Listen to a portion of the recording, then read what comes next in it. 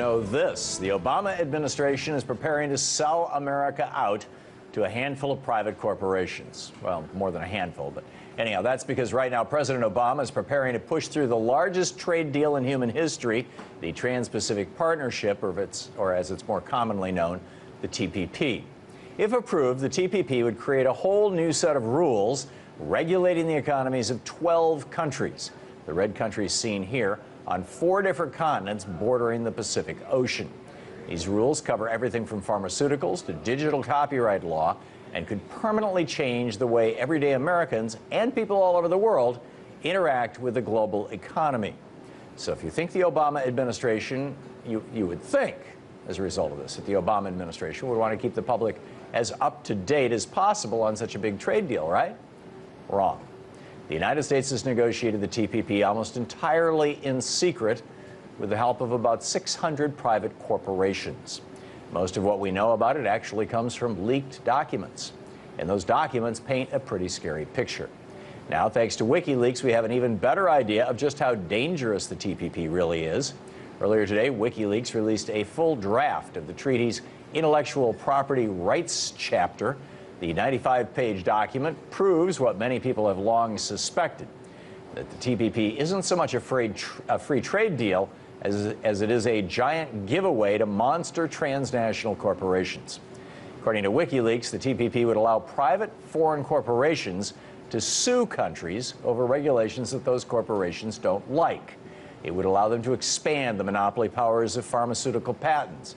And it would also give corporations the go-ahead to start blocking websites accused of violating copyright law. The documents also show that the Obama administration, on behalf of the United States, has been pushing for some of the TPP's harshest intellectual property laws. To put it bluntly, the TPP would sacrifice national sovereignty, public health, and internet freedom, all in the name of helping private corporations keep their CEOs' wallets fat and their shareholders happy. That's why the TPP is so much more dangerous than normal trade deals like NAFTA or CAFTA. Not only does it reward companies that send jobs overseas and gut regulations that keep big businesses in check, it also increases corporate control over pretty much every part of how you and I interact with the world and makes it near impossible for countries to fight back against giant corporations. As Julian Assange said about the leaked documents, if instituted, the TPP's intellectual property regime would trample over individual rights and free expression, as well as ride roughshod over the intellectual and creative commons.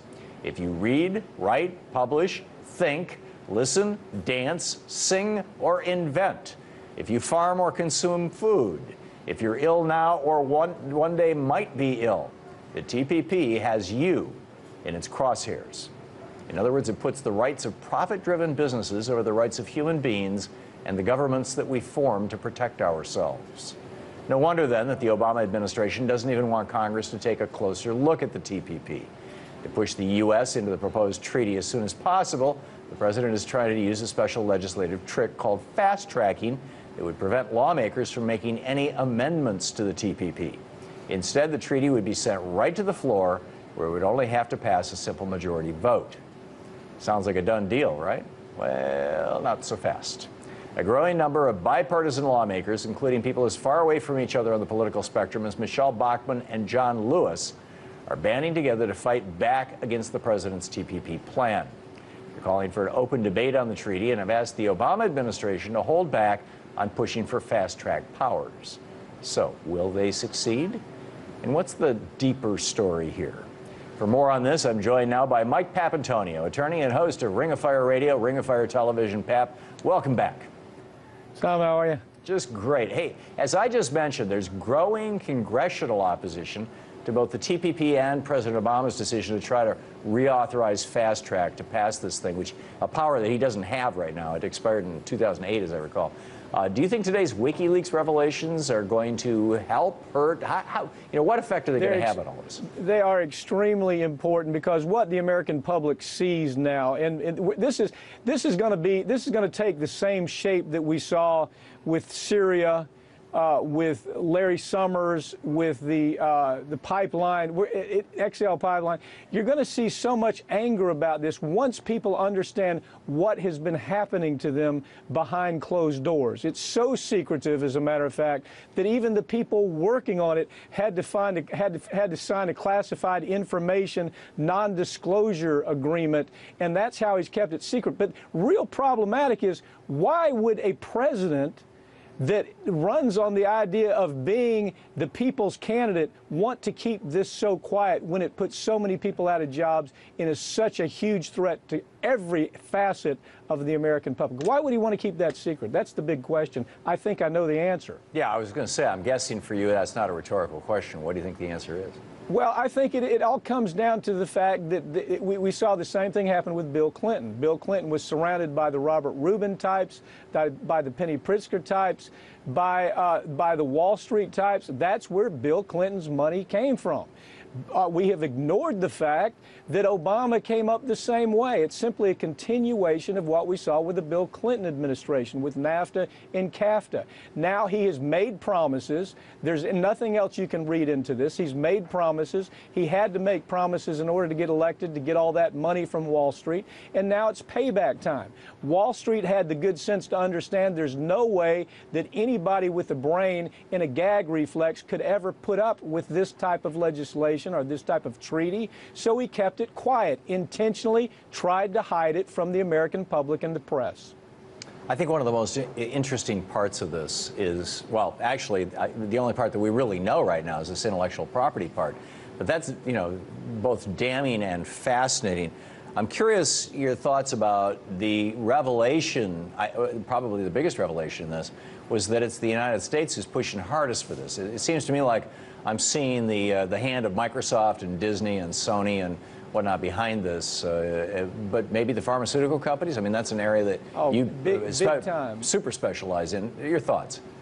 Big time. Well, what has happened is Exxon, DuPont, Dow Chemical, Eli Lilly, Merck, all the big companies have already had great success just gaming the system and taking away sovereignty by way of NAFTA. NAFTA is very weak where it comes for a foreign entity's right to come in and change a sovereign law.